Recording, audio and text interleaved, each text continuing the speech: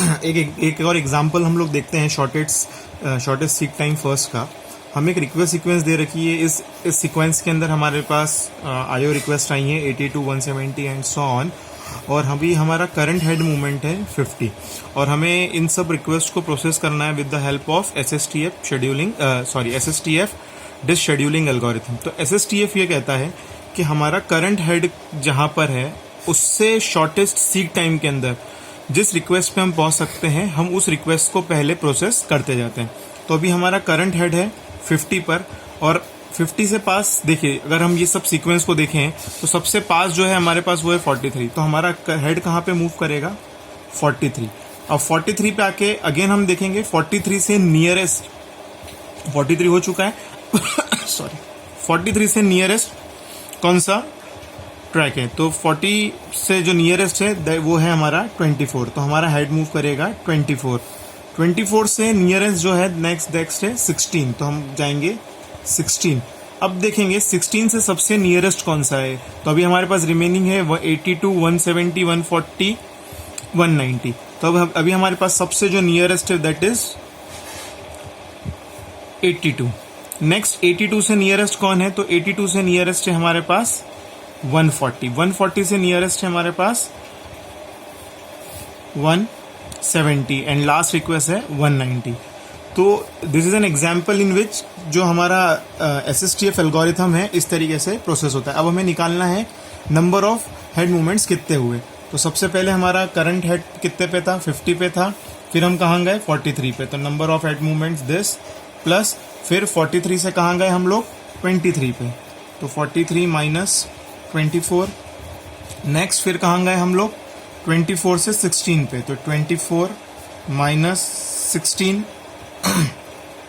फिर हमारा हेड किधर मूव करा? 16 से 82 पे। तो 82 माइनस 16, प्लस फिर हम लोग कहाँ गए? 140 पे। तो 140 माइनस 82, प्लस फिर कहाँ गए? 170 माइनस 140, प्लस 190 माइनस 170। तो इन सबको जब हम ऐड करेंगे तो हमारा आंसर आएगा 208। देखो एक तरीका और है इसको निकालने का। अब हम क्या करेंगे? सिर्फ एक डायरेक्शन में ऐड करेंगे। देखो अभी हमारा हेड है 50 पे, हम एक ही डायरेक्शन में कहाँ तक गए? 16 तक। तो 50 माइनस 16, प्लस 16 से फिर एक ही डायरेक्शन में कहाँ तक मूव है? 199 तक। तो 199 minus 16 that is also equals to 208।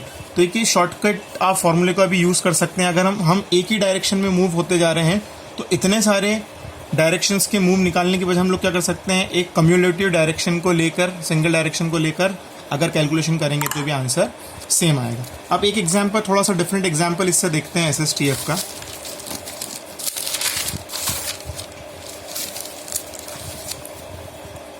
ये देखिए एक एग्जाम्पल और दे रखा है। यहाँ पे करंट हेड हमें दे रखा है 53 पे, और ये हमें इनकमिंग रिक्वेस्ट दे रखी है 98, 83 एंड सो ऑन। अब आप एक चीज देखेंगे यहाँ पे कि अभी हमारा करंट हेड है 53 पे। तो 53 से अगर अब हम एल्गोरिथम ये कहता है कि 53 से जो सबसे नियरेस्ट पोजीशन है वहां पर हम हमारे हेड को मूव करें। तो अगर हम देखें 53 और 41, तो दोनों इक्विवेलेंट है। 53 से 41 की जो डिस्टेंस है वो है 12, और 53 से जो 65 की जो डिस्टेंस है वो भी 12 है। तो this is called tie breaker situation. अब ये जो टाई वाला जो पोजीशन है इसके अंदर अब हम किधर मूव करें? तो यहाँ पर हम डिसीजन लेते हैं कि हमारा हेड प्रेजेंटली किस डायरेक्शन में है। तो अभी हमें ये दे रखा है इस क्वेश्चन के अंदर कि हेड जो है वो हमारा इंक्रीजिंग सेक्टर की तरफ है। मतलब अभी हमारा हेड की जो पोजीशन है वो है लेफ्ट की तरफ है। तो ठीक है, तो लेफ्ट की तरफ है तो 41 और 53 राइट में है। अभी हमारा पोजीशन जो है वो राइट में है। तो हम क्या करेंगे? 53 से 41 और 65 दोनों बराबर है, पर दोनों में से हेड का मूवमेंट अभी हेड किस साइड पॉइंट कर रहा है? 65 को। तो हम सबसे पहले किधर मूव करेंगे? 65 को। देन 65 से सबसे नियरेस्ट कौन है? नेक्स्ट है हमारे पास 67। अब 67 से नियरेस्ट कौन है हमारे पास? 65 हो चुका है, 67 हो चुका है। तो अब हम नेक्स्ट मूव करेंगे कैलकुलेट करते हैं सबसे पास में कौन है, तो नेक्स्ट है हमारे पास 41। अब 41 से नियरेस्ट कौन है, तो 41 से नियरेस्ट है अभी हमारे पास 14, तो नेक्स्ट हमारा मूवमेंट होगा 14 का। अब हम देखते हैं 14 से हम किसके पास सबसे पहले जा सकते हैं, तो 98 है, 183 है, 124, तो हम सबसे पहले मूव करेंगे 98 की तरफ। 98 से अब हम किसकी तरफ मूव करेंगे, तो 98 से अब हमारे पास जो सबसे नियरेस्ट है 122, तो हम मूव करेंगे 122। नेक्स्ट है हमारे पास 124 और 124 के बाद हमारे पास नेक्स्ट है 183। तो ये क्या हुआ, हमने हमारा इस तरीके से SSTF एल्गोरिथम को प्रूव करा। और total number of head movements निकालने हैं हमें, तो हमारे पास है फॉर्मूला 60 - 53 प्लस 67 - 65। ये आपको पता है, मैं बता चुका हूँ कि ये कैसे हम निकाल रहे हैं। जैसे जैसे हेड मूवमेंट हो रहा है तो दो करस्पॉन्डिंग जो हेड मूवमेंट्स हुए हैं उनके बीच में जो डिफरेंस है उस डिफरेंस को हम यहाँ पर लेते जाते हैं। और इसके पहले आपको मैंने एक